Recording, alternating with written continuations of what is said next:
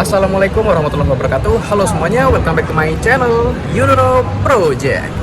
Pada kesempatan video kali ini gue lagi ada di event IMS teman-teman yang diadakan di G-Expo Kemayoran. Nah sekarang gue ada di boothnya Kawasaki nih. Nah ini gue lagi di belakangnya teman-teman. Jadi Kawasaki itu merilis dua motor baru. Nanti gue kasih lihat nih ya, dua motor barunya, dan untuk reviewnya akan gue pisah dari dua motor tersebut. Nah motor apa sih? Pasti teman-teman penasaran. Yuk kita masuk dalam.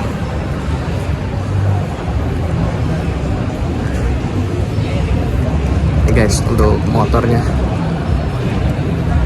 ada Kawasaki W230 modelnya 2025, dan satu lagi ada Kawasaki S1 Meguro di sebelah sana. Nah ini.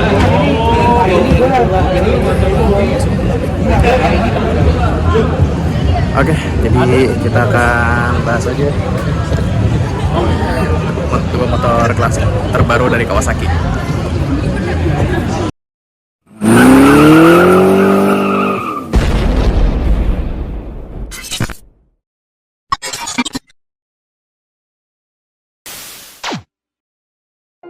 Oke teman-teman, video kali ini kita bahas yang Meguro dulu ya. Jadi buat teman-teman yang belum tahu, untuk brand Meguro ini merupakan brand yang telah lama berdiri, yaitu sejak 100 tahun lalu, di mana ada sejarah antara Kawasaki dan Meguro.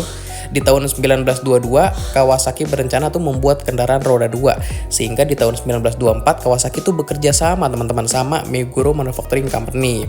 Dan akhirnya pada tahun 1960 Kawasaki mulai masuk di market US dengan motor 650 W1-nya, dimana waktu itu satu-satunya motor pabrikan Jepang yang membuat mesin berkapasitas besar di era tersebut.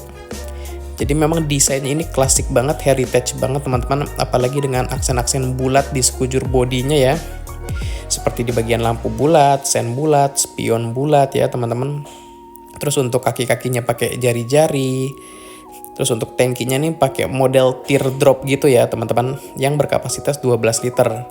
Nah untuk warnanya cuma satu, warna ebony doang ini yang kita bahas. Tapi memang dari pabrikan juga cuma satu warna ya, warna ebony aja. Jadi di sekujurnya pakai warna hitam, terus di bagian tangki ada platnya teman-teman berwarna chrome, dan ada logo Meguro-nya tuh di tengah-tengah. Lalu ada ininya juga ya, side padnya juga untuk ngelindungin tangkinya ya teman-teman. Lalu untuk joknya sendiri di sini pakai warna hitam, dan ada pembatasnya ya di bagian tengah. Dan untuk di bagian belakangnya, jok belakangnya itu ada garis gitu ya, garis berwarna putih gitu teman-teman. Nah, untuk bagian lampunya dulu kali kita bahas ya. Jadi lampu-lampunya itu di bagian lampu utama tepatnya itu sudah LED. Lalu untuk lampu sein sama lampu belakangnya masih bohlam ya, teman-teman. Terus untuk speedometernya di sini pakai perpaduan antara digital dan analog. Jadi ada dua model speedometer nih, kanan kiri bulat gitu teman-teman. Tapi digitalnya kecil ya, cuman ada di bagian kiri. Di bagian kiri dan bawah teman-teman. Untuk speedometernya.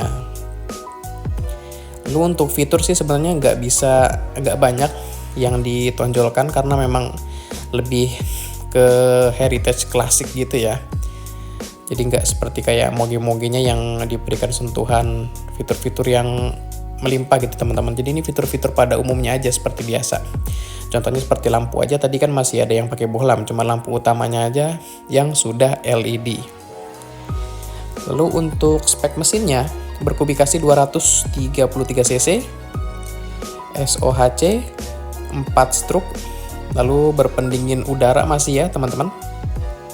Perbandingan rasio kompresinya itu 9:1 dengan ukuran diameter langkah 67 x 66 mm, dengan power yang bisa dihasilkan sebesar 18 PS pada putaran mesin 7 rpm, dan torsinya itu 18,6 Nm pada putaran mesin 5800 rpm. Untuk percepatannya sampai 6 ya teman-teman, dan disalurkan ke roda belakang melalui transmisi manual. Lalu di bagian pengereman, ke shock dulu kali ya. Untuk shock depannya ini pakai shock biasa teleskopik teman-teman, yang ada covernya di bagian depan, dan di belakang pakai shock ganda. Lalu untuk pengeremannya di depan belakang sudah pakai cakram dan ada fitur anti-lock braking sistemnya. Lalu untuk sasis yang digunakan menggunakan tipe semi double cradle steel. Nah, untuk bagian kaki-kakinya ya teman-teman, di bagian velgnya pakai velg jari-jari dengan ukuran yang berbeda antara depan dan belakang. Yang depan itu pakai 18 inci, yang belakang 17 inci. Untuk ukuran ban depannya itu 90/90 dan yang belakang 110/90. Lalu untuk knalpotnya di sini juga desainnya itu desain jadul gitu teman-teman. Jadi gokil juga sih. Untuk desainnya dari ujung ke ujung tuh pokoknya klasik banget teman-teman. Dan yang gue suka juga salah satunya itu dari sisi stangnya. Stangnya tuh bentuknya cakep teman-teman. Udah gitu pakai aksen chrome kan. Wah, jadi kelihatan tambah mewah lagi. Nah, untuk dimensinya berapa sih? Nah, dimensinya itu untuk panjang lebar tingginya ya teman-teman. Panjangnya itu 2125, lebarnya 800 dan tingginya 1090 mm. Jarak poros rodanya 1415 mm.